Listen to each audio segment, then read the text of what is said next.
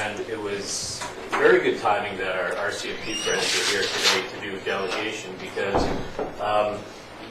we as the town of Comox recognize that you're on your 100th year anniversary as of, February 1st.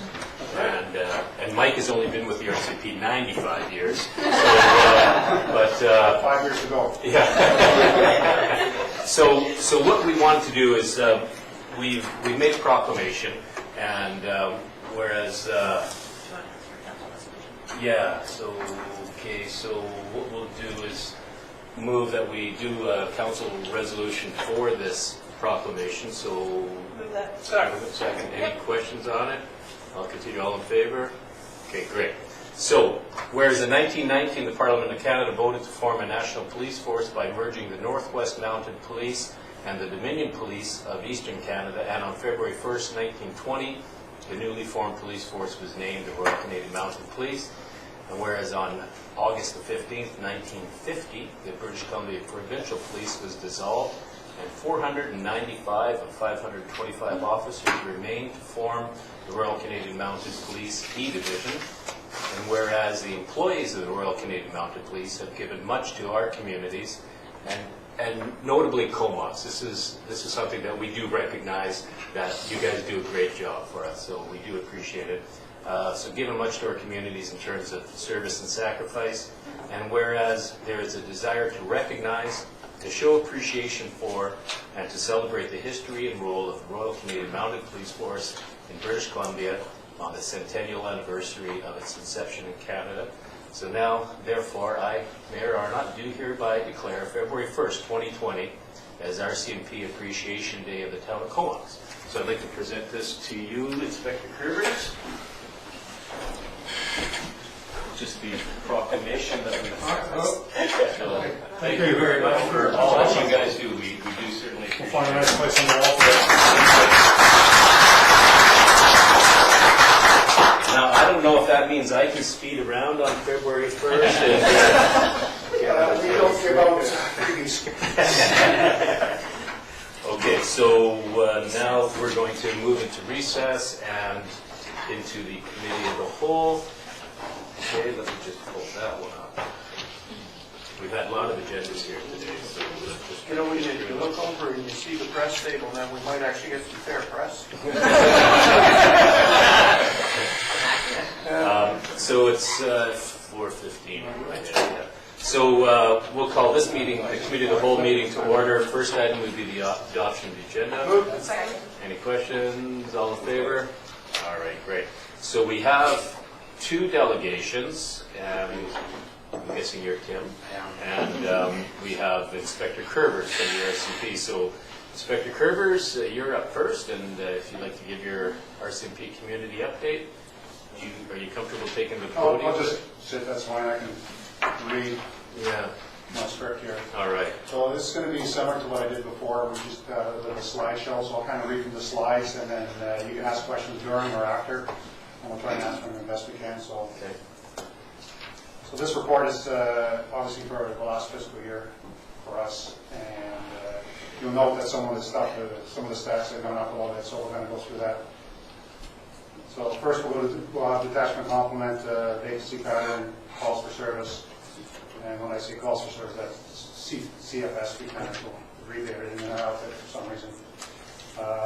Criminal code offenses, and then we'll look forward and open up the floor for questions. So right now, if you look at slide 3, Courtney has this is the FTE count, so they're 31.4, Comox is 11.6. Our provincial members are 21. Reserve constables are 7. And reserve constables are retired members that came back and work for us on a contract basis, yearly contract basis. And they're basically police officers and do a pretty good job for us. They do a lot of good work for us. So we have 7 of those. We've got 3 municipal employees. And that is broken up into actually 5 positions because 2 positions are shared. So our fleet maintenance and our exhibits are actually municipal employees, and they do a week on and a week off. So technically it's 3 positions, but there's 5 persons in those positions. PSEs, 17.5, commissionaires, those are guards in the cell block, doing all our stuff in the cell block for us. And then auxiliary constables, that's still in the air. And it says 9 on the box, but really we have none right now because I'm still deciding where that's going to go and how that's going to look. Are they allowed to carry firearms? No. Still not, okay. No. They've got 3 levels for that now, 1, 2, and 3, and we're proposing level 3, which gives them a little authority and autonomy, because typically they have to have a regular member with them to do functions. So they're trying to look at different ways. They're actually changing the uniform a little bit and appearance. So it's stalled it out, is all I can say. So, and then we have our victim services, one of the positions for that.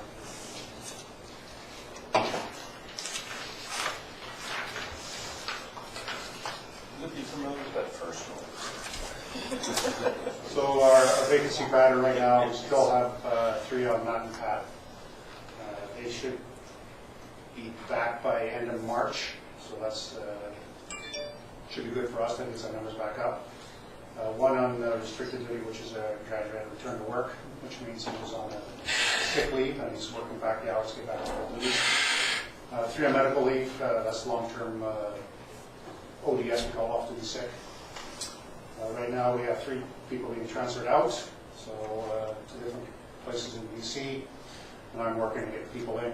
I've confirmed 1 coming from Quesnel, and we have just received a cadet from the training academy. He's here now, working with one of our trainers, and we expect another one here in another month or so. So we're trying to get fresh bodies in here, recruits, get them trained up and get them on the road, which is good for us because they're fresh and you can mold them. So go to slide 5 and just go to calls for service, and we'll just did a bit of a comparison.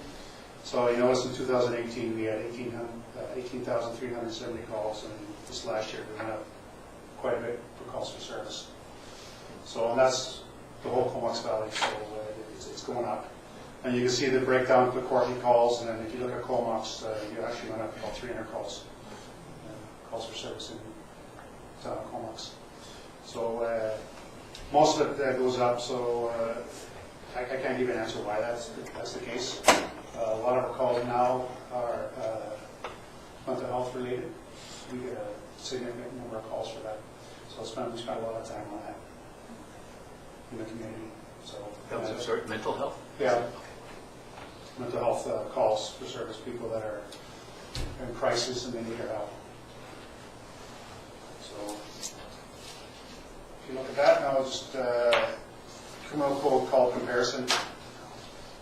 So criminal code can be anything from assaults to thefts to DMEs, kind of a little gambit.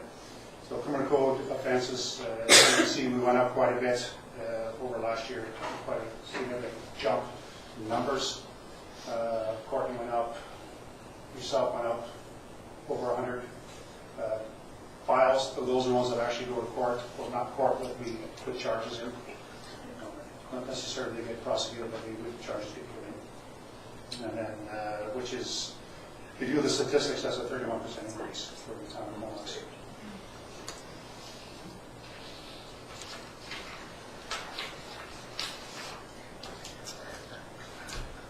Again, slide 7, we're at persons, offenses, and property. Again, you can see the comparisons from 1 year to the next. It's all gone up. Property offenses gone up, and again, other has gone up. So kind of that's basically what I'm saying is everything's gone up. There's been an increase this past year on calls for service.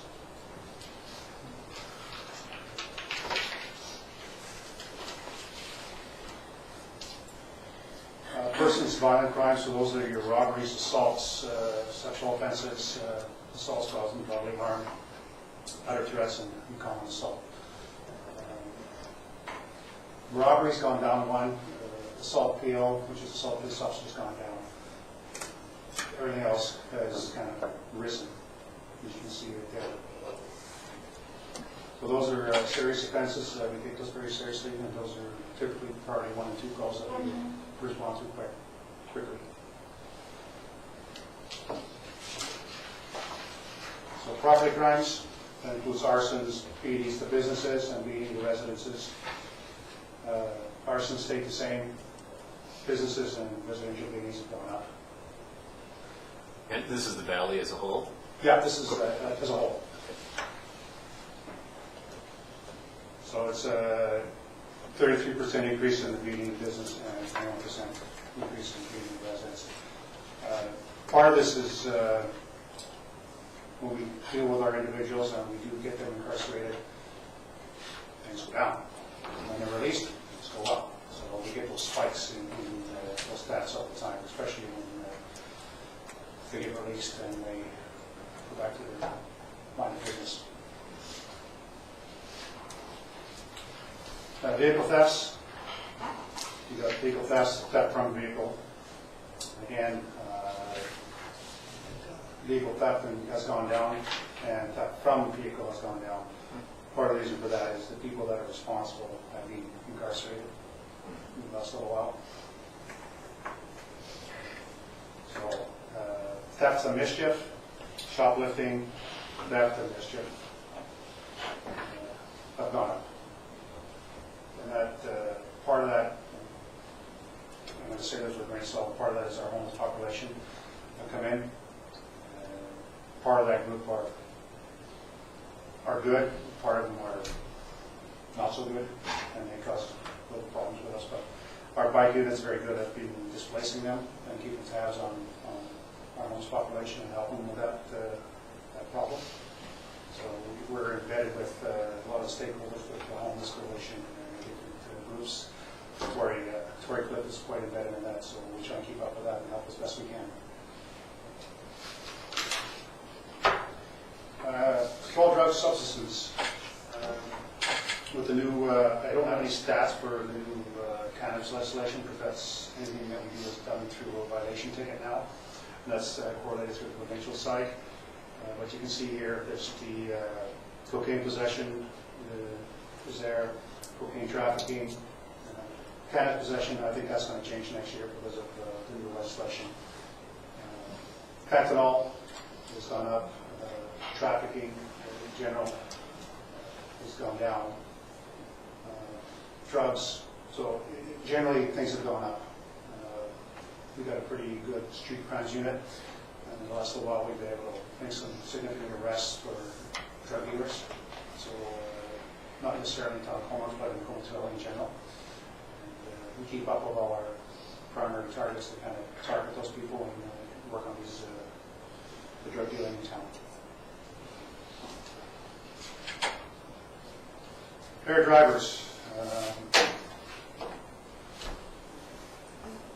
That's gone down.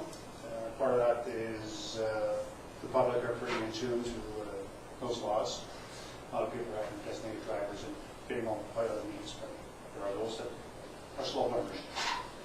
So that's good for us, but we like to see that. That's our downtrend.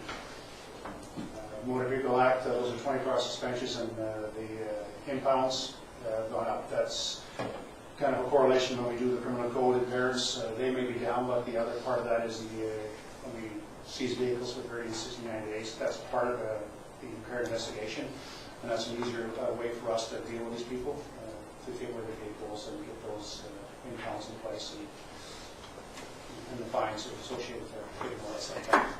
So, like, quick question. So, impaired drivers, is that alcohol and drugs, or is Yeah, there's two distinctions now. There's impaired by alcohol and impaired by drug. Right. So, it's SFSD. Yeah. So we, as a detachment, all our frontline officers are getting trained in drug detection, and it's an FSST at 10. What does it stand for? Field sobriety status. So yeah, so they'll recognize the signs for impaired by drugs, and then we have our drug recognition experts who will come after that and do a test and go through that process. So there's the two processes now. Okay. Motor vehicle collisions, we have no fails. And injury has decreased and damage only has decreased. One thing I should note, if you weren't aware, reporting requirements have changed with ICBC, so any collision we need $10,000 damage to report it.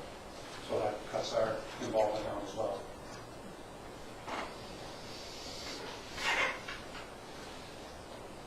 public disturbances in custody, so there's an increase with the public disturbances. Those who are people that are on the street, that are causing problems, either from drug-related scenarios or mental health crisis, where we have to go and deal with that. So in custody, which means those are people that are arrested and we deal with in-house to get them before the judge the next morning.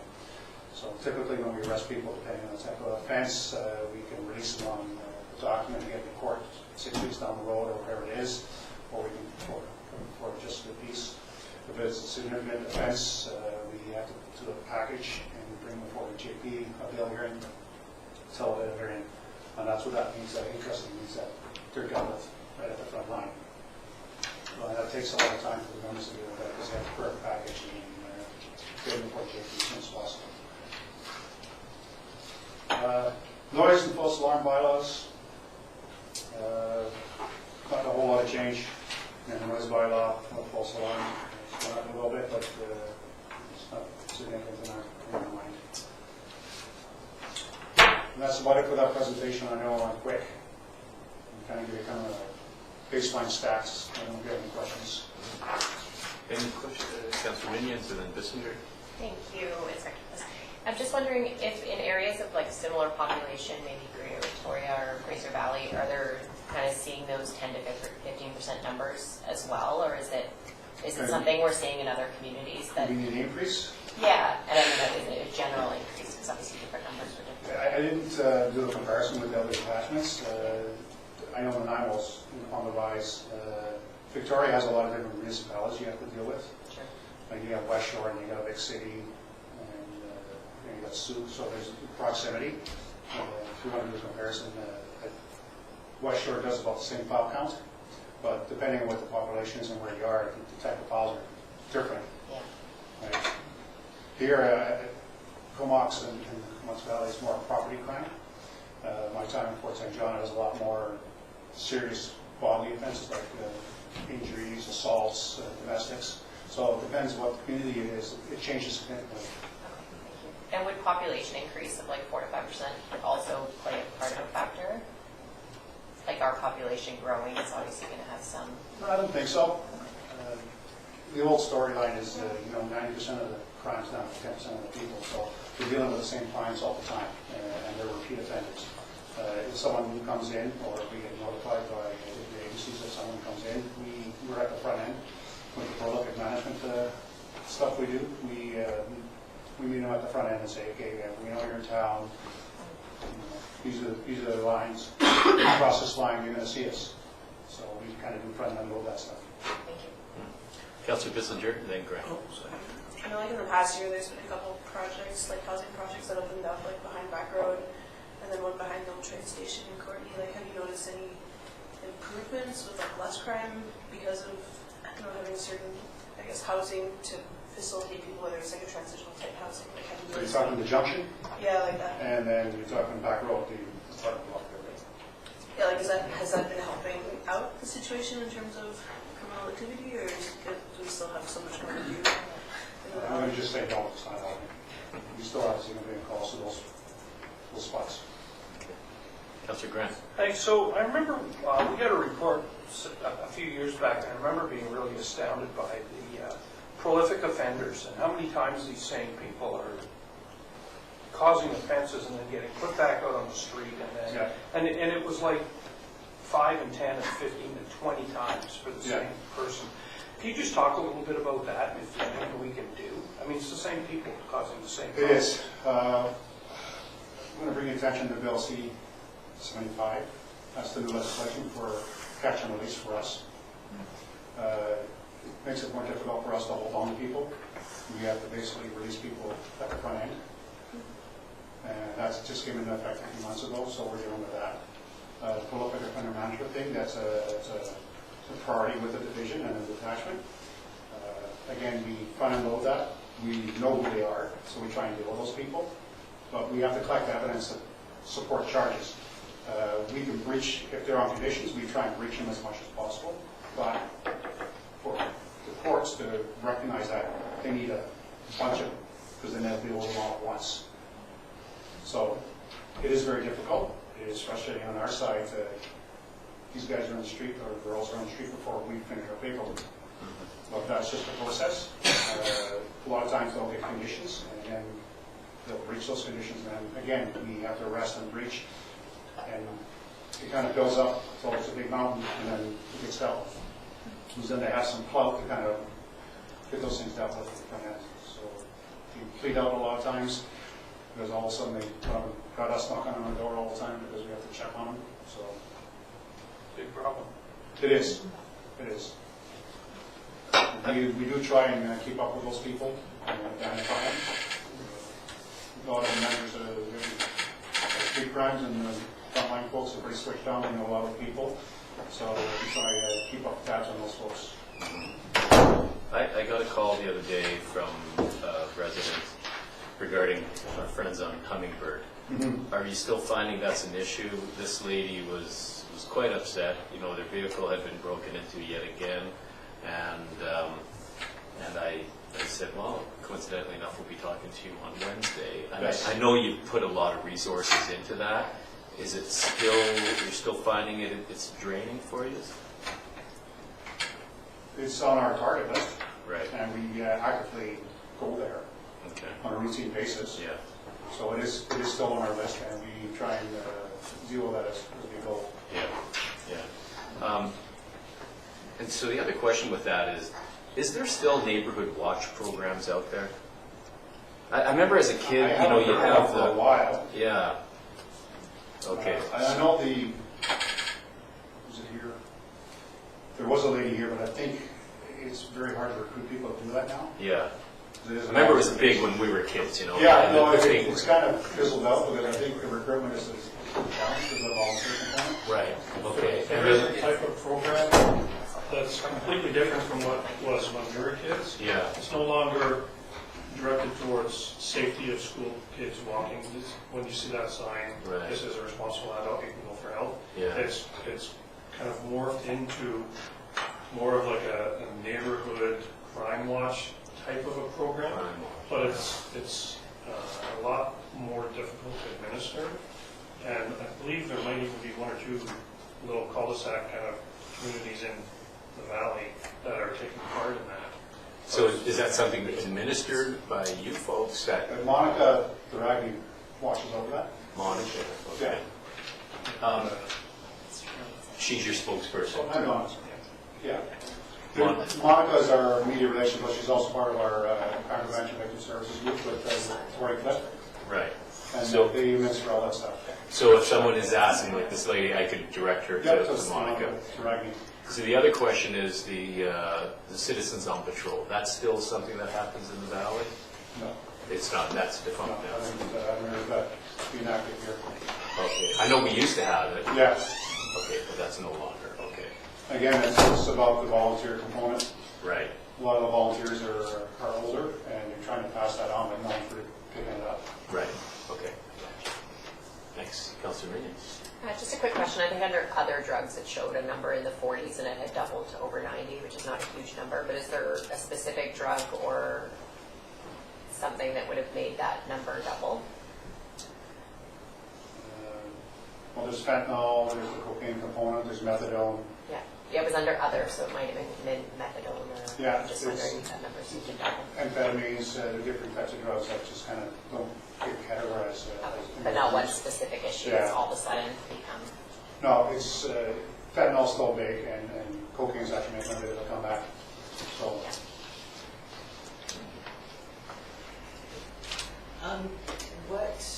Like, is there anything that you could see that would help that revolving door? People coming in and going out, coming in and going out. Like, is there services that they can be attached to, a middle man or what kind of? well, the burden kind of comes to us to arrest and process and get them before the courts. And, it's not for me to say what, the courts are doing. So it'd be improper for me to say from that perspective. All I can say is that we do our part to identify and arrest individuals for whatever they do. And once we put that court package in and it goes through the court process, we're out until they reoffend or they reach the conditions, right? But I mean, even before they get to the arrest part. Yeah. I mean, things like, there's certain things that, yeah, you obviously have to. Well, we have a lot of programs like Restorative Justice, we work Yeah. on as well. We have that. We try and refer that, but we need to willing participants. If we have one, then it doesn't work. Yeah. Right, so if it's a young person and it's the first time, we really try and do that. We try and get them to steer into that restorative justice and some other avenues we can use. It's not, you're arrested, you're in jail. No, we try other ways to deal with things. They get that label of prolific offender partially because it's almost like a lifestyle that they've adopted, and that's just how they live their life. They commit crimes until they get incarcerated. They're incarcerated until their sentence is finished. They're back in society, and the lifestyle that they've chosen or adopted just leads them right down the same path in a repetitive manner. So the services are available a lot of times for a lot of them, and it's their decisions that have brought them to that point. They're getting, How are you, when you look at homelessness, and we see it in Courtenay, and not to say it's Courtenay, but are you seeing an upswing in Comox of homelessness, of those issues, or is there anything? No, I think it's confined to court. Yeah, it is. Yeah. The outward homelessness, the hidden homelessness is prevalent in Comox. Right. Yeah. How do you define that? Define the hidden homeless to... People surfing on couches because they can't Okay. find a place to live, and so they're on their buddy's couch Right. until they find a place Right. to live, or... But not necessarily driven by drugs being homeless, just because they're Well, I think... economics. I don't think all homeless is driven by drugs, so there's a myriad of reasons why people are homeless. Very few people choose homelessness, right? I mean, it's a lot of it is addiction. I don't think it's always. So I think outwardly, you're right. There is no outward homelessness in Comox except one or two people. Mm-hmm. Okay. And our bike guys are very good at locating these spots and kind of dealing with them and trying to assist them, trying to get them to the junction, trying to get them, like a lot of them refuse our help or refuse help. So what do you do with those people? We can't try and push them on and try and get them, move to a different spot or try and get out of sight or try and help them, right? Are your bike guys operational at this time of the year? Or Yep. It is, okay. Yeah. We give them the grace of a car when it's bad weather. No electric bikes yet. What do you have to do wrong to get that today? All right, Andrew Waddell, he was out in the snow, so I'll give him credit. Yeah. Yeah. But, yeah. Okay. Any further questions for council? Well, gentlemen, thank you very much. And again, good job on 100 years. And we'll see you in another 100 years for the 200-year anniversary. All right. Well, thanks for Okay, thank you. listening. Thank you. And Tim, if you'd like to come up to the podium there, and Tim's with the Comox Valley Conservation Partnership. Same clicker? Yeah. Yeah, we just have to load it up there. Oh, it's a first for me. Thank you, gentlemen. Thank you.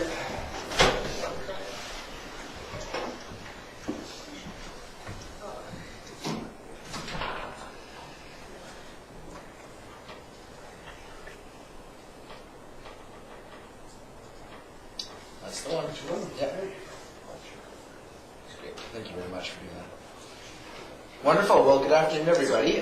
It's a pleasure to be here, and thank you for your time today. My name is Tim Ennis. I'm the Executive Director of the Comox Valley Land Trust. The Comox Valley Conservation Partnership is a program of the Comox Valley Land Trust. It brings together 25 different environmental government organizations, or ENGOs, as well as ratepayers associations and local residents associations, collectively representing thousands of members here in the Comox Valley. The partnership works proactively to engage with local governments in a non-confrontational manner to support continuous improvement on environmental best practices, associated bylaws, OCPs, other local government initiatives. And so I'm here today to bring your attention to an opportunity for the town of Comox to advance the goals of environmental stewardship here in the Comox Valley. This is an opportunity that highlights the leadership role that local governments here in the Valley have played and continue to play as trailbreakers in the arena of sustainable local government service delivery. Our organization, in partnership with a few other organizations, are holding a symposium in April that advances the best practices around water stewardship in a changing climate. In 2017, we held a similar symposium here in the Valley with participants attending from throughout the whole entire Salish Sea region and even as far away as the East Kootenays. That symposium sort of focused in on introducing the concept of ecological asset valuations to the Valley, which and I think that was quite a turning point for us here from the community. You even got music with So we have. Custom really lucky today. Anyway, there were a few folks in the crowd there from the partnership, BC Partnership for Water Sustainability. You may be familiar with Kim Stevens and Tim Pringle, and they saw the effectiveness of that symposium and essentially decided to replicate that model, and have been holding a series of annual conferences since that time. There was one in 2018 in Nanaimo, another one last year in Parksville, continuing to build on that success that we started here in Valley in 2017. So they've reached out to us and asked us if we would collaborate again with them to come up with another symposium for 2020 here in the Comox Valley. And so we've agreed to do that. Our local organizing committee includes myself, David Stapley, Aaron Novak and Megan Kersons. So together with the BC Partnership for Water Sustainability, we've created an event that we hope will really help support local government staff, politicians, affiliated consultants, in elevating our collective ability to really tackle the multidimensional challenges associated with water sustainability in a changing climate. So I'm here today to ask for support from the town of Comox to the tune of $3,000 to help us partially offset the cost of hosting this event here in the Valley. But more importantly, also to make sure that each and every one of you is aware of the event and feels personally invited to attend it and participate in it with us. So this symposium is really going to focus on the power of collaboration. Collaboration between local governments, ENGOs, First Nations, and others to really effectively tackle the impacts of climate change as it relates to local government service delivery. This is a topic of concern, of course, not just for us here, but throughout the region. So the symposium is going to take place primarily on April 23rd and 24th. It'll be at the Philberg Center. But there will be ancillary events as well, including probably an evening that's open sort of to the general public more so on the Wednesday, and a number of field tours are associated with some relevant projects that are happening throughout the Valley. Currently, the co-sponsors or co-hosts for this event include ourselves, the Comox Valley Conservation Partnership, the Cumberland Community Forest Society, the Nanaimo Area Land Trust, again the BC Partnership for Water Sustainability, and the Connected by Water program of the Comox Valley Regional District. Just sort of to give you a little brief flavor of what we're talking about, one of the modules is going to be about water, place, and reconciliation. Of course, reconciliation and our relationship with the Comox Nation is a very important and topical enterprise these days, and we'll be certainly welcoming and encouraging as much Comox First Nation participation in the event as we can. This module is set up to really highlight some of the work that they've been doing recently. We'll also be looking at some of the amazing projects that are happening here around regional collaboration towards natural asset management. There's a number of different initiatives that are happening relating to water, in particular drinking water, but other things as well that we'd like to highlight and showcase. And of course, community engagement and climate strategies is a really important and emerging concept right now that is getting a lot of traction on the ground here in the Comox Valley. And there's some really interesting kind of leadership projects that are moving forward as we speak that we will be looking forward to highlighting, in particular reaching out to kids and youth around this topic. And so that'll be, I think, something that's quite interesting.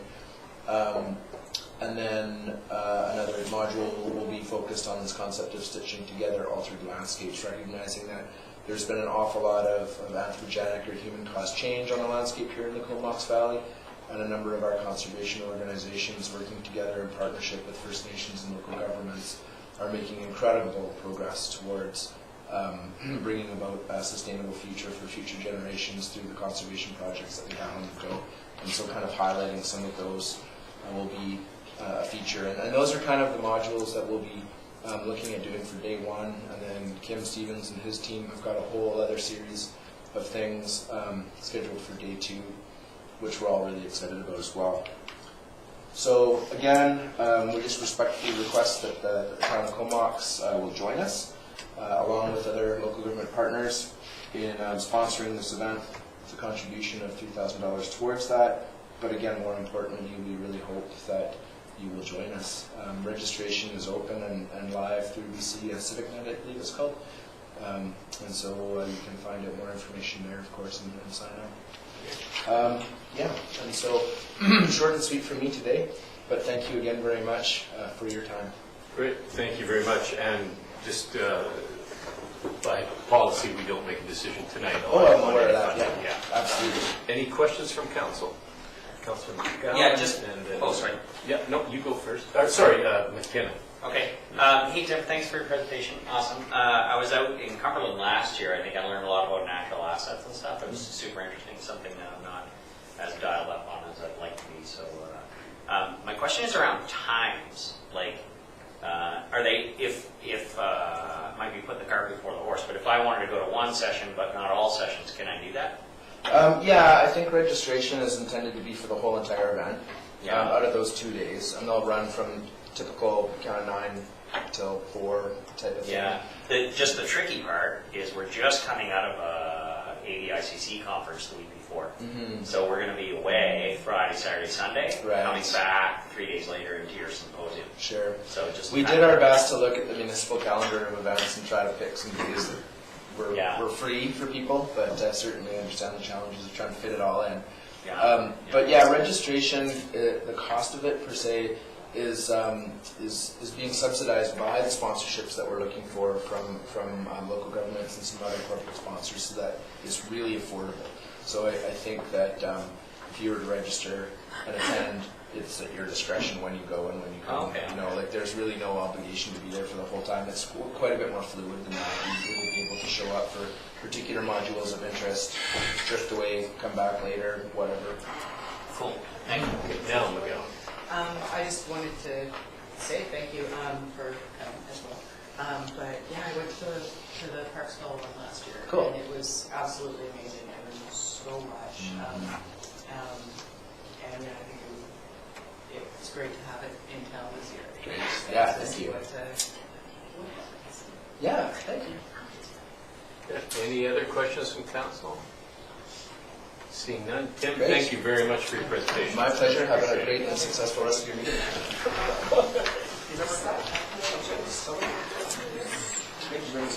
Thank you. All right. Councilor Bissinger, you're not having a baby down there, are you? Not yet. Okay. All this talk of water though. Yeah. Can we get some water boiled? And some towels? All right, so, it would ruin that. all right, folks, we'll move on now to the department reports, and I think Councillor McKenna will be happy. There's lots of pictures this time, too. It's a shot. I missed the shot. Hey, I sat on a shot on you. It was like, well, the only reason he knows about the the citizens on patrol was because he was on the other side of it all. I didn't even hear that. So I didn't say it, I trash. I gotcha. Okay, so we do have the Building and Planning Department. Move receive. Any questions for them? Councilor Bissinger. I don't know if it's building and planning or engineering, but I know there's that lot on Anderton right up the corner of Knoll, and there's like a trailer that just got moved there. Is there an update on that property? Oh, It's like that's supposed to be the 13 condos, the Cameron, they want to run their Yes. sewer through like the backyard neighbors. So is that trailer just there for storage? Like they're not actually selling it? I don't know, I didn't know there was a trailer. We're at construction. Yeah, Just they have an ATCO like trailer. Knoll at there. Anderton, Yeah. like Anderton at Knoll? Yeah, they have an active zoning investigation and some investigation. Okay. But there's nothing. And a for sale sign on it at the same time. No, that's That's the next one over, yeah, they were all hooked together at one point. I think it's just the trailer says like only 2 months. It says, yeah, it makes it look like something's for sale there. But there's no, you haven't received anything more? No, let's see. We were looking at getting the engineering Yeah. done for coming through to Holly Place. And Holly Place dumped out further down, and there was a concern about that. Did they upgrade that? Sorry, do you know? No, I haven't seen. I think there was a submission to the planning department, and I think we're going back and forth with Regina and Derek on that in regards to the stormwater management plan. But I haven't seen anything to date. I gotta email one of the residents on Holly. Yeah. We do have an active rezoning application and an active subdivision application. Yes. So The the exact why. resident has questions, I can send it to you. Yes, yeah. Why the trailer would be up there now, I have no idea. Just working at their Project. Okay, and Councilor Minion? He was working on it. What's your name? I even have them written down right here. Just a reminder. First to my right, and I'll You can like write it out. Second to my right. I'm just I forgot to wondering, look at Marvin, with 2310 Guthrie, which is the mixed-use commercial and residential that resubmitted in July, I don't think we've talked about that one too much. Is that still actively a project that's Yes. going forward? So yeah, that's 48 townhouse units and 14 CRU units, small CRU units in the ground floor. Okay. And that one will be coming up after 695. And the CAO's got something to add. So did you say 14 commercial and how many towns? 48. 48. Remember off the top of my head. Okay. It'll be in here. It says 42, so 42, okay, and 42 and yeah, 14. let's go with 42. Okay, I just don't know much about that project. Al have something to add, I think, myself. Just that this is our challenge, this is in the queue, Mhm. so the queue is occupied right now by other higher priority, earlier Right. applications, but this is, Which in a developer perfect is that? world, this would be before. This is the challenge that we're having, yeah. Yes, is it all? Yeah, that's Jamaica's. Thank you. Okay, Councilor McKenna. So speaking of the queue, have we allocated payroll to planning department? And if so, have we, because I can't remember, authorized the hiring? And if so, is there a posting? No, it's not in the budget, it's not authorized, and it's part of what we want to discuss as part of next year's budget. There are some positions in next year's budget proposed. This one's actually proposed for 2021, but I'm wondering if I actually should have recommended it be in 2020, and that will be a decision for council to make as part of the budget. You didn't have 2020, did you? Councilor Minion.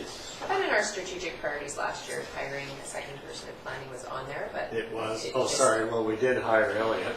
Yeah, Yes. okay. From temporary to. Okay, Right, yeah. still needing to open it.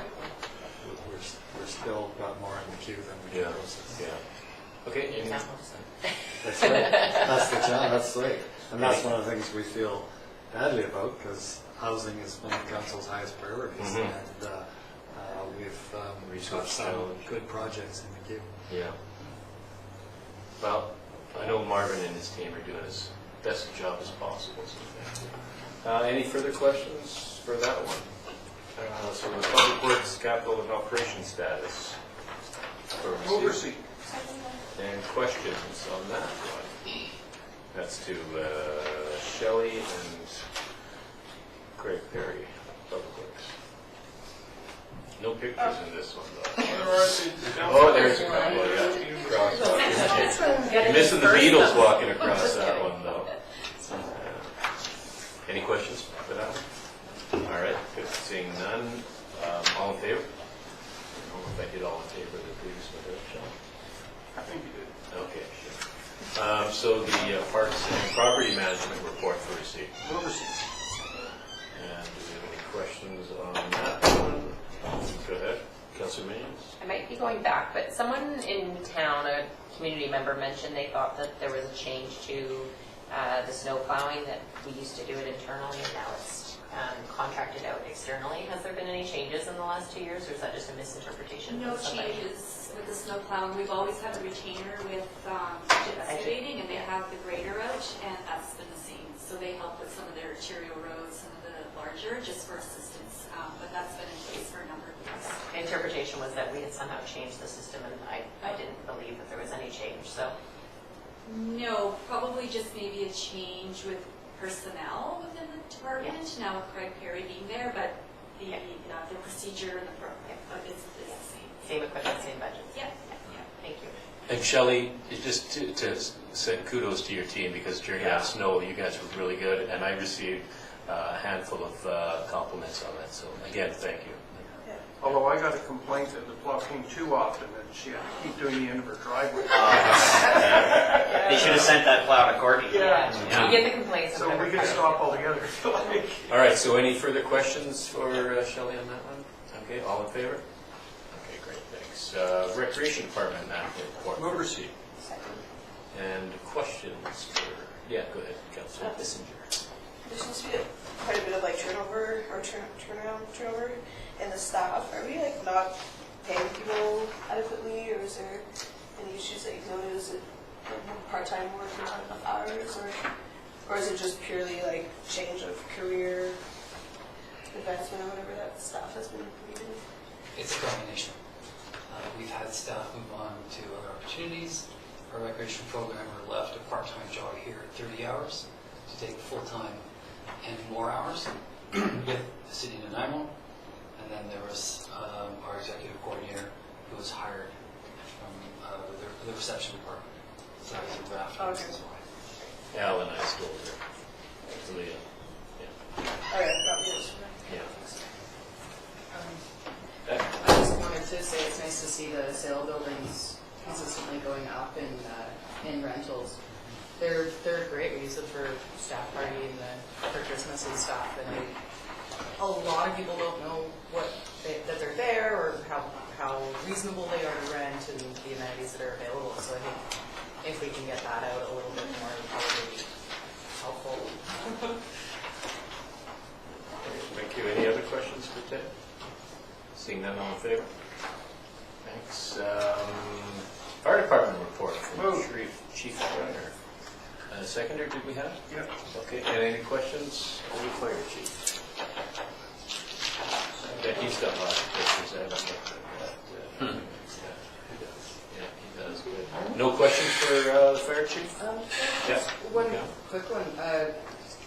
Approximately 63% were medical incidents. How often do we get drug overdoses in Comox? Is that drug overdoses we're probably responding to about 1 every 3 weeks right now. Okay. Medical calls we're responding to 1 a day at least. Yeah. Okay. Just like- Sometimes 3 or 4 a day. What like kind last of day we had proportion 3. it is? Because Yeah. that's- We haven't had a baby delivery for a while. Well, you're on call right now, are you? Well, we are trained. Pardon me? Just that we are trained in that aspect. Okay, any further questions? So we could just keep the meeting going if that was here. Especially covering that snow. Right. All in favor? Carried, thanks. And the administration department report. All right, any questions? Shelley's right here. Oh, yeah, Councilor. How is it going with the bylaw hiring? Because I know there was a position and a half or position. Is it Is there a good amount of people applying for those? Yeah, we had, I'm sorry, I don't know off the top of my head, 50, around 50 applicants. We're right in the middle of having interviewed yesterday, a couple more tomorrow, and then a couple more. Okay, so rise on complaints, but we're good because we have people that want to get work there. Okay. All right, any further questions? Seeing none, all in favor? Okay, great. Moving on to staff reports, the downtown Comox Business Improvement Area renewal. Move receipt. Okay. Is it a receipt? Sorry, I lost it. The recommendation. Any questions on that one? That's a recommendation from the CAO. Okay, no questions? All in favor? Yeah, okay. So is this a new recommendation of policy, or is it It's a renewal? Yeah, it's a renewal. right? And they are expanding it a bit to take in the Church Street Tap House, that area. Yeah, thank you. Yeah. All in favor? Great, and that bylaw number 1928, that's the BIA, for the council for first, second, and third readings. Move. Any questions? All in favor? There we go. All right, so we have recommendation, we have the Clive's preliminary financial plan for 2020-2024. Move receipt. All right, and Clive, you're going to A brief presentation. yeah. Mike took my...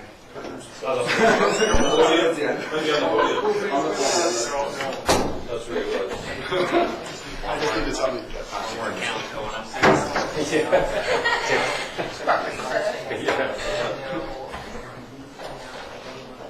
Yeah, I think that's why you guys need to have your name tags just facing me there. I don't know why, it just dropped. Why is that, Al? Something to do with age. It happens to me too. I've got better things to do. Yeah. I did some battery stuff. So I finished my last one.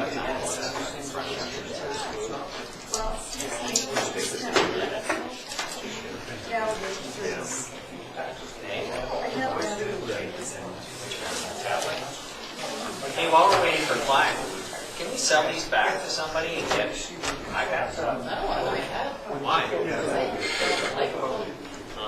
They're hard for me. You're overruled. Mine worked.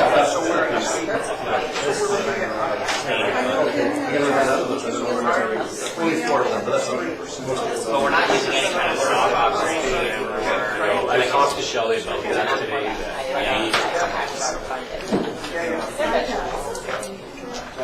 Yeah. I mean, I deal with it. Maybe somebody needs to tell me. Suck it up. You can share. What? I just find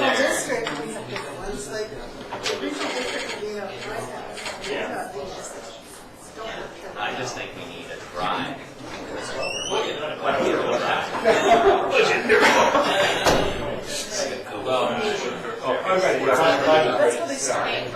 Well, isn't there a cloud-based drive assigned? Do we not have a cloud-based drive? That's how they started. Was it in, No, they were on Dropbox or something. We do have our although it was Drive. And then it Yeah, went to, so I wonder if that's and then it went to Dropbox. It might be, yeah. I don't have trouble with it. Oh, no, just take this. All right, let's get this going. Second rule. we only did that one proclamation because they were here, Why don't we have a regular council again? because we missed the last. snowstorm. Is there another delegate? No, just like, I would like to see us have a cloud-based drive.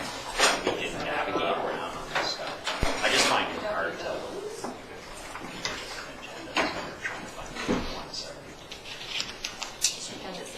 Do we have McGowan around, or? Edward just shall we? So we're ready to start. I'll just begin. Yeah, go ahead. Thank you, Worshiping Council and staff. So just before we get into the budget and the numbers, I just had a little bit of an introductory I just wanted to read to you, and then we'll sort of get into the slides and the numbers. So this new budget, and I'm going to read a lot of it because it's just it's a little easier for me to do the numbers than it is the words, so I'll do the words. So this new budget comes directly out of last year's budget story and the goals set by us. Last year, Council authorized a change in culture, and this showed up by adding critical staff capacity, bringing support to employees, along with working on key new employee policies. Before taking you to the slides, I'm just going to take a few moments to share with you what we've been up to behind the scenes in this. So at the core, the story has been about one key question. This question is this: what is the greatest resource of the town of Comox? And the answer that I heard through the meetings was its people. Without a healthy workforce, a healthy community of staff, we cannot be at our best. We face huge unexpected costs if we are not on top of our workforce. Our workforce is wellness, the care of our people. So what are we doing for our community of employees? In the last year, we are focused on both enhancing current employee programs and embracing a few new initiatives for town employees. Firstly, we focused on identifying critical operating capacity issues that indicate a shortage of workers based on the needs of a growing town. Last year, we made a good start, and this new initiative will continue in 2020. We'll see that in the slides when we get into the details of the budgets. Secondly, we promoted the use of our Employee Family Assistance Program to provide emotional support and encouragement to our employees and their families. In 2019, the number one issue reported was work stress, but people were now getting a lot of resources, and we were just encouraging. We had EFAP come and speak to employee groups. They did brought some disturbance levels down in certain areas. They did conflict resolutions, and we just had them come and speak to staff. Thirdly, we intentionally engaged our employee health benefits broker to provide team-building exercises to promote healthier communication and interactions in our workplace. We can speak of one. We had a team-building exercise in the finance department. It was called True Colors, communicating across different personalities, and it was quite a fun exercise, and it built up the morale in our group. And fourthly, we engaged Corporate Chaplains of Canada to deliver on-site weekly face-to-face coaching, providing skilled listening based on our employees' agendas to help create and maintain balance and perspective in the workplace. This program promotes practical, care-based, and we're clearly seeing the benefits from these authentic relationships that are being promoted in town. In fact, Health Canada has done the research to show that wellness coaching in the workplace has a return of investment of 3.75 for each dollar spent. And there's articles by Deloitte and Harvard Business Review really that promote what the return is on your workforce when you put money there. I had a 3-page speech reduced to 2, so I think I left one at the table there. I think I'll just grab the last link on it, and then we'll start the budget slides.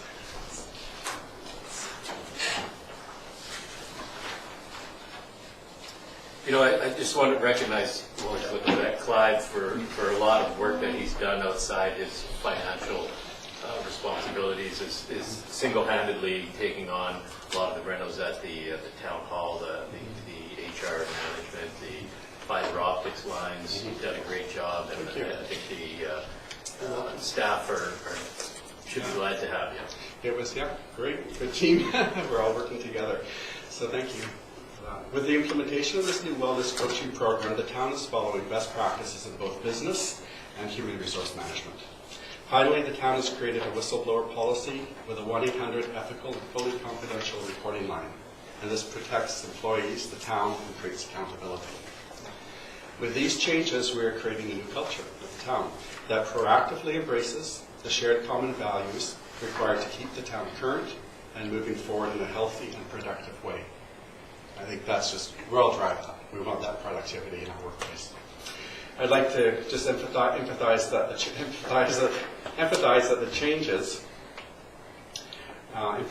changes, progress, and accomplishments made in this past year represent hard work and dedication by the mayor, council, and town staff.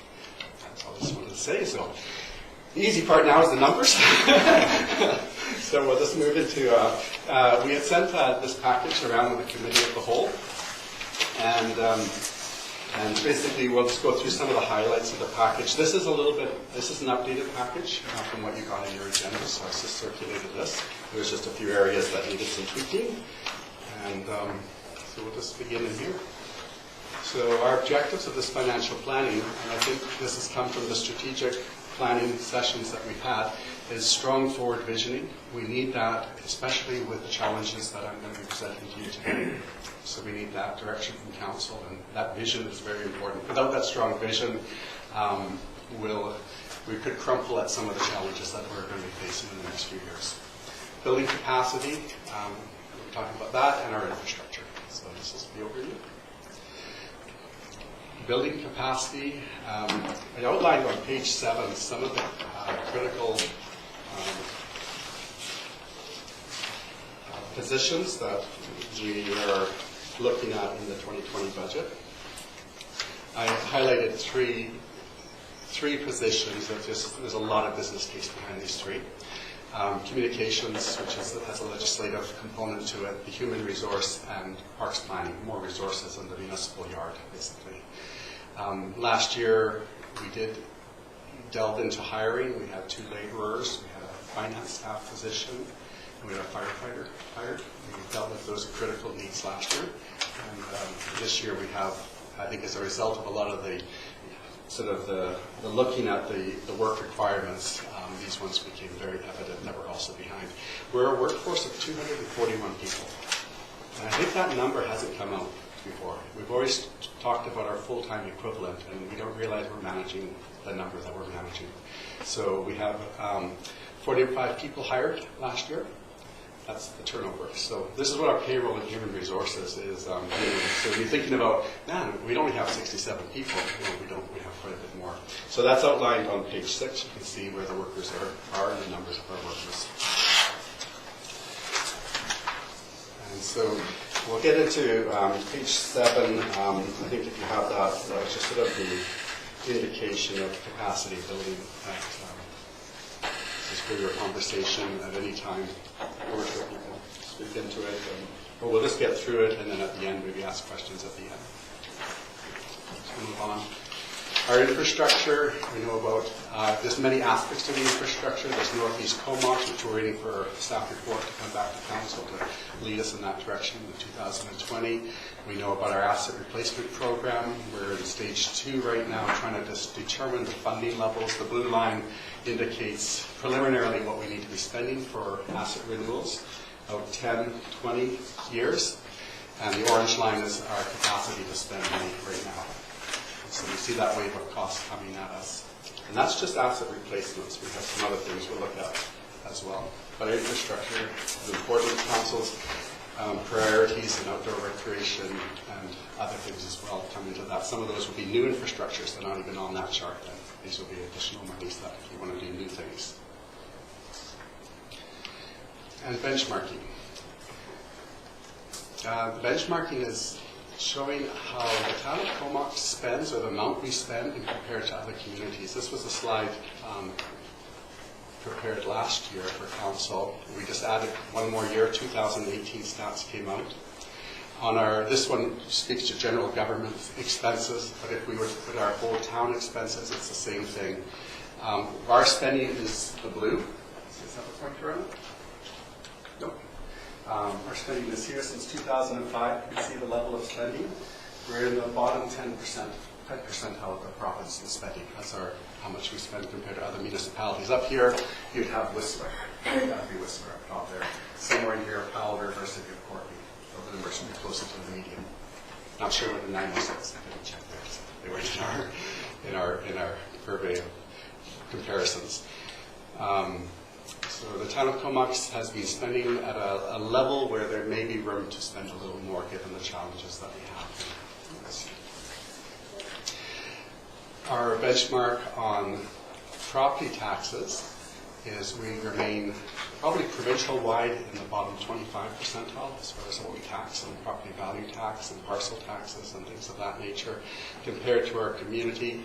Over the last 7 years, we just sort of have been always under the other municipalities in our region.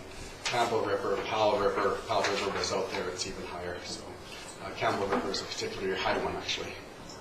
Courtney and Cumberland are ahead of us in there, what they're bringing in from the ratepayers. And this little stat here is showing between us and Courtney, we bring in, it's basically 130. On the average property in Courtney versus the average property in Comox, our average property payer pays $134 less than an average property payer in Courtney. There's some room in there. But if you took a house in Courtney, took my house in Comox, I should say, and I just crossed over McDonald Avenue, and my house was on the other side of the street, that would be a $367 increase to my tax bill just for my house being on the other side of the street. So that's our road. So I think we've been doing a really good job of keeping our ratepayers paying at a reasonably low rate, and we'll see that in other areas of sale of services where we have done a lot of increases in that area. It's very competitive, and we are very low, and there's probably perhaps room to move a little bit in that area. So when we looked at the hires, the building of capacity, and a number of other challenges, they're sort of outlined in the report. After the human capital management, page 7, I talked about the RCMP a little bit on page 8. The RCMP, he didn't mention it here, but he left with about a $200,000 bill on my desk when he left. $211,000, $18,000 per member times 11, about $200 and something thousand. So they have a retro pay, and so that was this gift to us. And I wish you could say more. If the RCMP would come, maybe we get that brain back. Maybe they can pay. So we have a very large bill. What happens in 2017, they negotiated a contract in 2007, so 2018, 17, 18, and 19 has come in at a rate increase for them. So we have a little bit of a bill to pay to the RCMP for that. So our budget for the RCMP, about $1.8 million. We tend to come in below that because they have vacancies and so forth, so there's been room building up for such a thing. But it is still, these are big costs that come in. In addition to the retro pay for the RCMP, we're faced with their union now. They're unionized, and they're starting their negotiations, and they'll be in full throes of negotiations by March. And then we should also be getting some adjustments on a unionized RCMP for their members as opposed to what we're paying now, and those rates are expected to go up.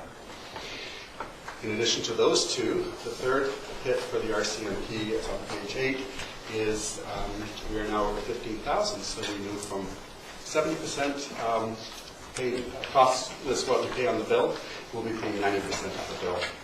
Only 10% will be covered by the federal government. And in 2018 dollars, $19, that would have been $408,000 increase to the budget. And now with the retro pay and the union, when we go to 90%, we're going to be clearly well over $550,000 or something like that. We'll be paying additionally each year for the RCMP services. So let's grow this town, Marvin. Keep up your good work. So, Clyde, can you talk about the, we're really heavily reliant on residential. And, I look at the light industrial up there, and it's 13, it's what, 6, 7 times more. And we have a very low light industrial base. Right. Yeah, just to comment on that, we're substantially residential based. I think actually the best way, we can go to near the end of the report, page 41. There's a chart there that shows where the money's coming from our tax base. And you can see that 82% is coming from residential. And so I just keep looking over to Mark and just keep doing what you're doing, keep developing it, and keep, if we get more businesses or whatever, it's 4-to-1 ratio for business taxes, or 3.8-to-1 for business tax. So if there's any development in the light industry or business area, that's worth a lot to us and the town, and hopefully that will be our part of the visioning, is to develop that. The other is just, increasing growth. I'm trying to have increased tax base. The 5.93% that I'm showing here is about 7. The residential is made up of vacant properties, single-family homes. I have a little note about the single-family homes. We have agricultural land reserve. I don't think we have any agricultural land reserves here.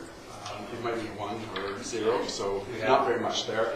There's other strata properties, about 1,200 strata properties, so almost 5,000 single family. 75% of residential are single family homes. So if you pull that out of residential class 1, that 5.93 relates to a 4.48%, or $57 on the annual tax notice increase for a single family home. So I just wanted to put that in a little bit of perspective there. So that's sort of the one side of the revenue. The other area of revenue, I mean, we bring in $10 million through our sale of services alone in the town of Comox. So if you look at all the other areas from planning to the Parks Department with the marina, about $350,000 of revenue from the marina a year. And you add it all up, we have about $10 million of revenue from those sales, not including taxes. And so that's an area also that's in the report for looking at some increases where it's warranted there. Marina particularly has been one that's been sort of held flat for a while. And there's some suggestions of 3% increase over the next 3 years, 3, 3, and 3, just to bring it up a little bit. And so thus I have it here, and I think that's sort of the highlights of what was in this report, but I'd really be happy to delve into where you want to go with this report and to get a sense of what council is feeling is important for this year's budget.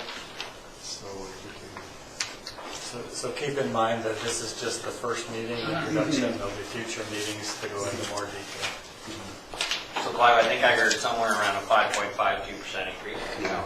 Right? Yeah, residential class, 5.93% on the board, so it's really hard to read that. So an overall tax rate of 5.52, is that Yeah, what overall 5.52 is the revenue increase, correct, yes. Okay. Yeah. Do you know, or are you privileged to the other municipalities and what they're coming in at? Because I I know, like, yeah. just doing business in Campbell River, it's crazy high.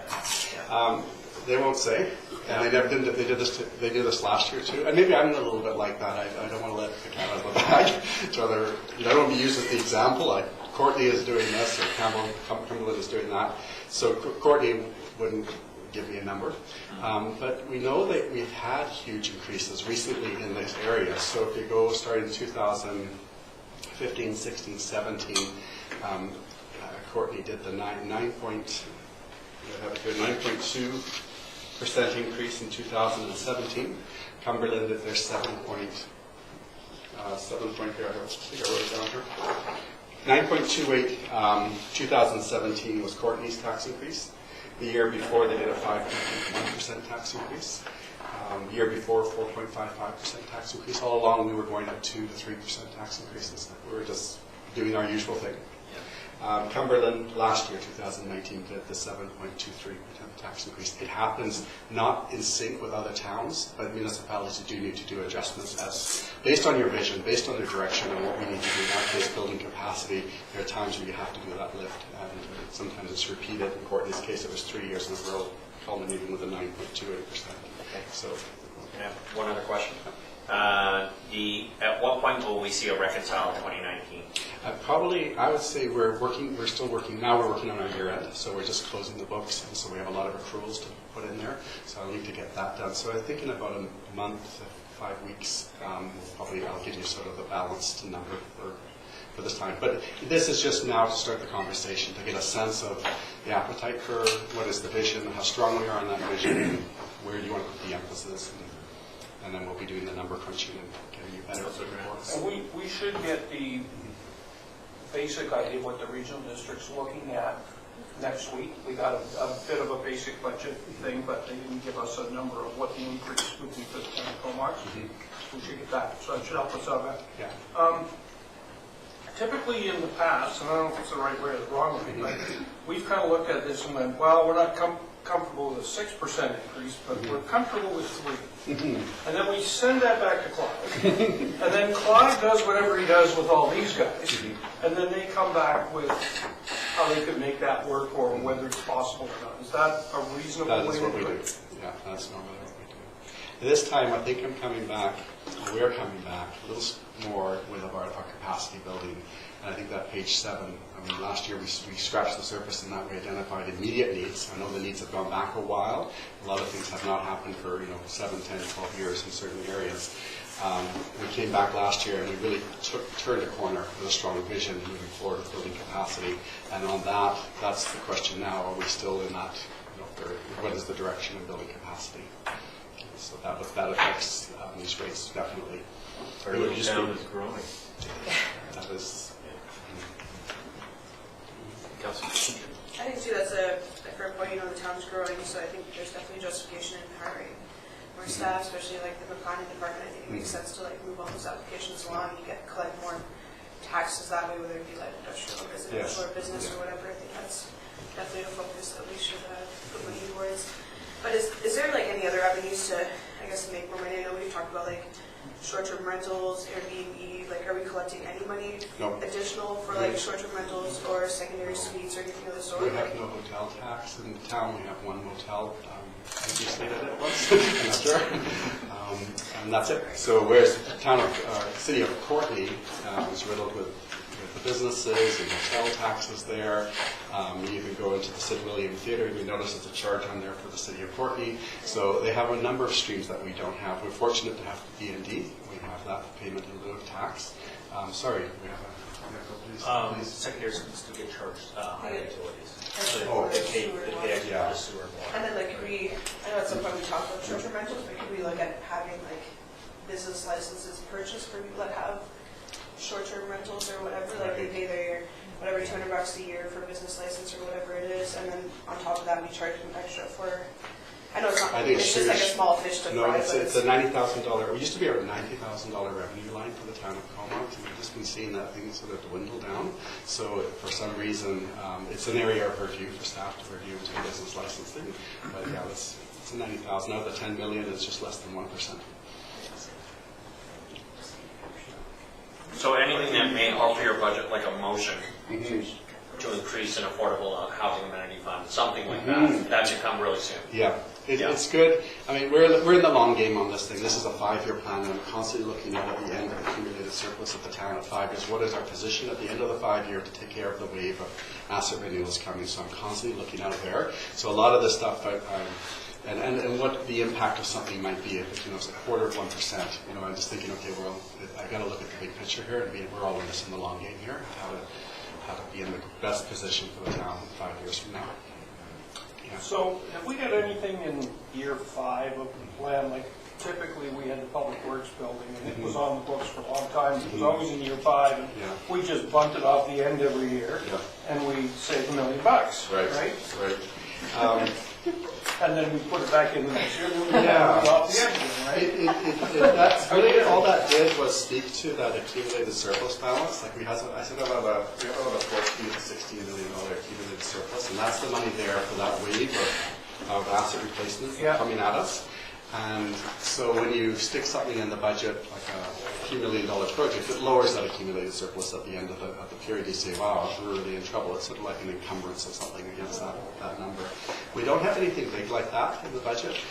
We have an assessment of the town hall in 2022, somewhere in the budget, $250,000. It's sort of taking seriously looking at the replacement of town hall.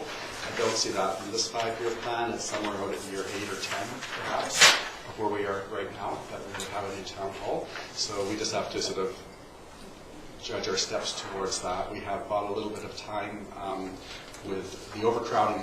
There's a number of issues at town hall. One was the overcrowding, and so we've lightened that load a little bit with the new offices, but we still have a very old building. If you look outside, you see the blocks that are popping out.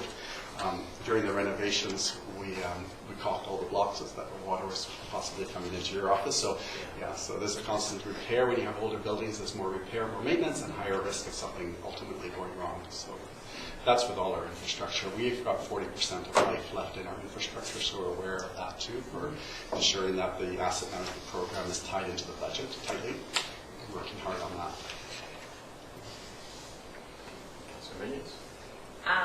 Thank you, it's very thorough. I'm wondering if everyone kind of is in agreement or would want to talk about with the planning department, having a hold off until 2021, if that's to be brought back for consideration for the 2020 budget.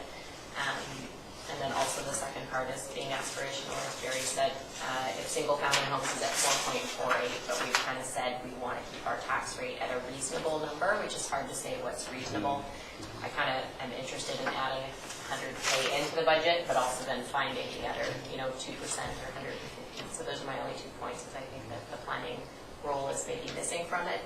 And if possible, if we could get to that 3.5% or something, that it could be, it all depends on what people see as reasonable, but I don't know if that means hybrid roles on some of these roles, or how that money would be found, maybe in the sales revenue, but. I would say Philip is chair, so we won't be So could I make a comment on Yes, that? So please. I think that moving the planning person forward is probably a good idea. And lowering the taxes is probably a good idea, but You can't do them both. He said we could be aspirational. Yeah. So my feeling on that, if we don't have the planning person, I think we're very short on building reserves for the RCMP. So I think the chances of, I would not recommend you would have to do a 3.5% tax increase. In fact, it's all I can do to not recommend more money. And Yes. in fact, I did Yes. tell Clive to put more money in a reserve for the RCMP. It's not in there yet. So, because Clive is trying to keep This So is it's this not is your best. included in not yet. And so that, my belief is that at 5.9, we're down around as low as I would recommend. I mean, you could take out some of these new people, but if you did, I'd be recommending you put it into the RCMP reserve. Yeah. Because we're going to, if we go over that 15,000, which is predicted, Mhm. we're going to have, a 5 to 10% tax increase coming for that, Yeah. plus this retro pay, so we could be in a 5 to 10% tax increase for the RCMP alone. I thought that was already budgeted for. We have a bit of a cushion that it goes into it. But nowhere near enough. No. Okay. I think you have to. Well, we got this retro is a new. It's totally surprised. That was Mike's gift to us yesterday. Not unexpected, Yeah. because we've all been watching the media, but the RCMP forming a union. Yeah. And we all know that they haven't had a raise for 3 or 4 years, and we all know that when they get a raise, it's the local taxpayers that pay it. So this is all been built in. There's a little bit of art in all of this, and so when I was coming, I wasn't. I'm trying to give you the best deal. That was sort of the best package I could come up with. It'd be lovely to go a little higher and prepare better for the waves of other costs in the RCMP or asset renewals, other contingencies in the HR, in the hiring of workers for the gap between the amount of work and the workforce that we have. But this was sort of, all things considered, a number that I thought we could bear. And you do, and is it possible to have a couple of years, you try to normalize, the whole idea is to normalize tax rates. You don't want people to all of a sudden have the 9% tax rates. Those are pretty hard, or Lanceville 23% is a fair number we heard today. Other places like that where they really have to spike. So last year was pretty good. We brought the number up a little bit. If you compare us to what's been going on in the communities around us, we're still doing pretty well. And this one, it's not even as high as what the communities around us have done recently. So. But in the end, it's council's choice. Yeah, exactly. It's Well, just how a you want matter to of construct the how you see back it and for- do this budget. It's something we'll drop. So how much work would it be to come back with a budget that shows a 3% increase, a 4% increase, a 5%? So is that a lot of work for you, or is that a fairly simple Well, thing? it's pretty easy. So it's just about capacity for what tolerance we have for going to the ratepayers and getting additional money for the needs of the town. But we could easily show you what we'd recommend you cut. That would be, I would appreciate. We won't recommend you cut, but we can tell you What- if you were going to cut, what we recommend. Of course. We can put some things on the chopping block, basically. So this, just in page 7, that increase of resources there is 4%. That's a 4% tax increase there. If you look at it directly, if you're trying to go one-to-one type relationships, what's on page 7 in the first year of the report here is a 4.17% tax increase. And it's pretty well what, not much over that, just for our cost of living adjustments and so forth. So it's about already cutting things out. It's already provisioning a lot of stuff in the background to do this. Now, does that include the 200,000 for the RCMP, or is that? 200,000 I'll be using basically from the accumulation of being a little under what we've been budgeting, and that accumulation. The same sort of tactic I would be using when we get the 90% full cost on, we're paying the 90%. So we have a little bit of cushioning for that. We don't have to always go to the taxpayers every time we get hit with something. We have a little bit of good cushioning already built into our system to handle those things, so that would be cushioned by what I have already. So now, do we budget for a full complement of RCMP? 11 and then they, but we never actually get that. Except for when Mike started. His vacancies, apparently he filled his vacancies, and we started to get charged a lot higher than we were being charged about a year and a half ago. Noticed that the bills were coming up much higher, and so I've talked to him, I've talked to the island supervisor, I've talked to as many people as I've talked to. They're just saying his stats that he gave us well, showing that the criminal file cases are going up, numbers are going up. It seems to be, he's very aware too that the proportionality between Courtenay and Comox should be even reduced a little bit, but I got a sense that that's the number that we're with. So he's billing me at 11.3 officers right now. Okay. So that's high. Like we were down at 9 for a long time. So we really reaped that money coming into cushion for other things. If I can add, in speaking with him, he advised that for a few years they only had 9 officers, or 8 officers, and so that's what they were paying for. They weren't able to get up to capacity. Now they finally got up to capacity, so we're being charged the full complement of 11. We're feeling it hard. So we are. I'm feeling it hard. Last year, I went, oh wow, what am I going to do about this? And then again, it happened again in the second year, and so that's all the conversation started with the RCMP. Is Mike doing something wrong? What's happening here? Well, that was always where we could find some money. That's right. We don't have that cushion anymore. That cushion is gone. What little cushion I had there is gone to the retro pay. Might be the wrong word. Where do you sandbag the revenue? Like where do you kind of go, I'm going to understate this revenue, knowing that I'm going to have more revenue? Maybe you don't want to release your secrets. The revenue, the $10 million, we're within $100,000 of hitting $10 million. So we budgeted within less than 1% of that number. We're really accurate with our revenue. Okay, so you really try to be accurate. These budgets are not designed to negotiate with council. These are our best, everything we do in our budgets are best. So expenses this year, we had unusual expenses, but some pay continuances and so forth. So challenges on the expense side, but the revenue we're right on target, bang on target. There's not a lot of, it's not like a lot of cushioning in the municipal level of budgets, because we're always reviewing, looking for the holes in the boat and patching those holes as much as we can, as quickly as we can. It takes a lot of effort to do that, but we're continually vigilant on that. So you're always pushing an expense to another year in order to make the net. Yeah, that's why those fee increases on page 41 or 42. The bylaws for these fee increases will be coming to council with memos behind them supporting the increases in water, sewer. And take parcel taxes, for example. We've been flatlined on parcel taxes for well over a decade at $45 for water and for sewer. And comparatively, parcel taxes in Courtenay for the two is $245 a year. We're short $155 of what they would be charging for parcel taxes. Cumberland charges $272. We're at $182 below their charge for parcel taxes. There's a lot of areas in our revenue that should just be bringing us up to par. And we're not even doing that. In this case, I just suggested let's just move up $15 on each. I know the appetite of council. I don't want to push you guys too hard, but trying to get the numbers starting to move up, that we're bringing in the right number of revenues to support this infrastructure and doing it gradually over time. All of this is about normalizing our rates, bringing them in casually.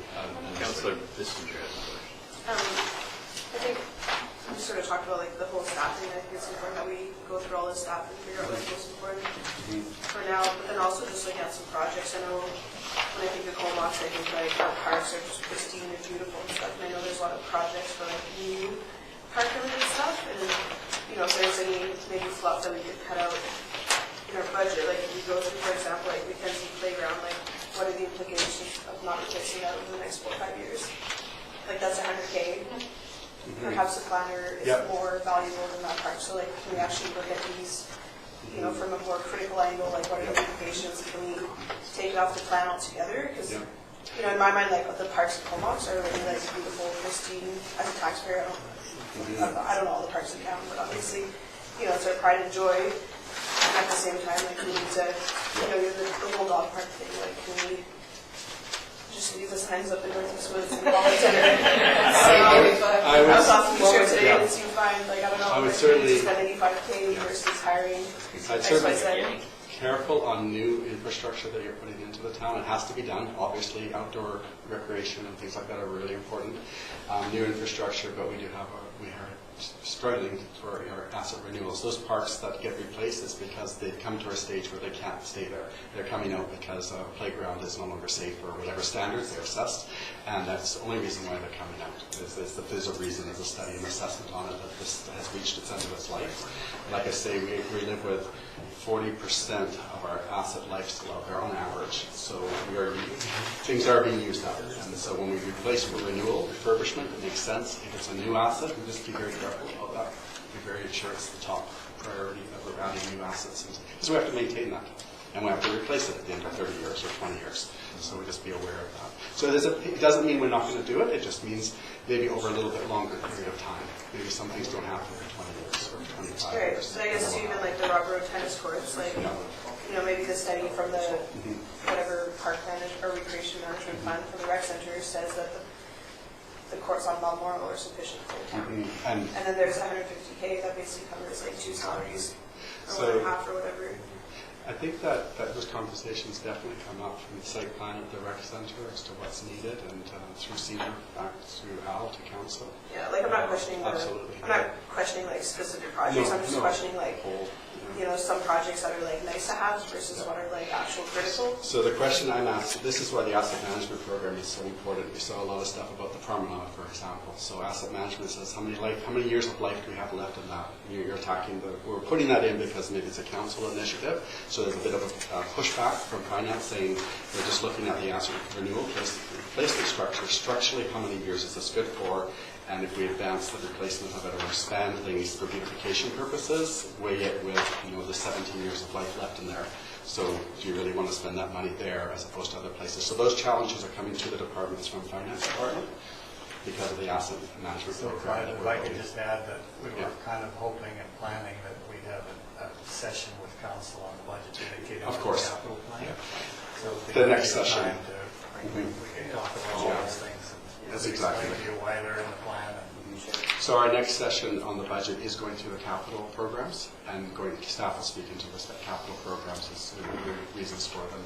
You're right, I'm sorry, I went a little too far on that. This really meeting is just to sort of open the door and start the conversation and prepare finance or the team for your questions as to where we want to go or not go. So I noticed in here you've got, I lost it because I'm hating this, but Mac Lane Pavilion, $200,000. Yeah, that was assuming that the Mac Lang, that was an old, is that 2020 or 2020? It's 2020. Yeah, it is. That one was on the assumption that the money would come to us from the Mac Lang Trust Fund, that would be collapsed into the town, and that money would be now the town's to manage for the work that they were going to do.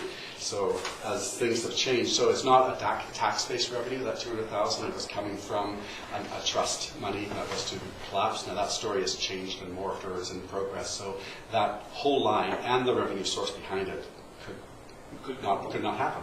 The money would stay in the trust, and there may not be something there. Well, and I noticed that there's also the Mac Lane Boardwalk at $25,000. Yes, that one. But you might be. I mean, there's that one. $25,000. That one is coming from. That would be coming from our reserves. So when we go through the capital planning session, each of the directors will be here to speak to the capital programs, the merits, and the business case behind each of them.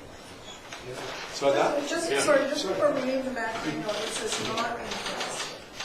So were we going to devote additional funds to creating that platform? the money that I had was just basically from the trust that's coming over into the town when the trust collapses.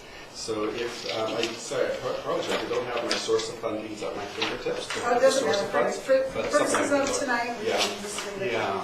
I thought there was additional tax revenue. There's probably for some ancillary services, but most of the money there for the large bulk of it was from the trust. That's going to collapse.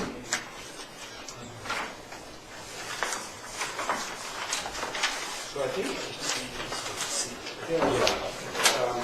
Okay, so Clive, thank you very much for that. And I think council's had a lot of questions, so move receipt of this. And all in favor? Thank you very much, Clive. And that'll take us to the end, so motion to adjourn. Okay? Yeah. We want to take just a moment, let everybody gather. Your stuff can go right to the special.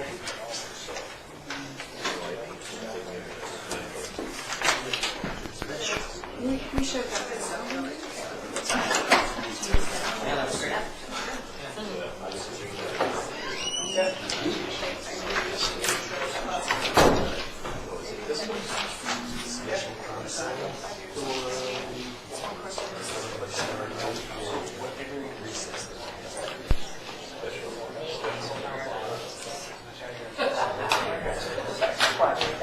Okay, we did it. Yeah, I got you.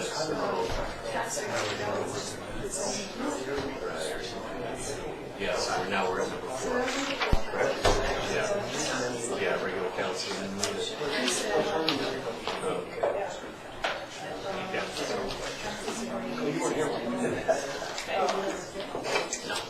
Okay, where are we? Back to that special. Yeah, but I don't think they're going, I don't think it's $60. Was it $60 per house?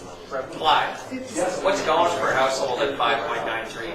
That's $70 for all. It's $54 for. $5.9 is $70. $70 a house? Yeah. Yeah. And so that's nice. Yeah. You're gonna move and it's gonna go there. I was at Judy's today to get $70 extra dollars. Well, I had my job yesterday.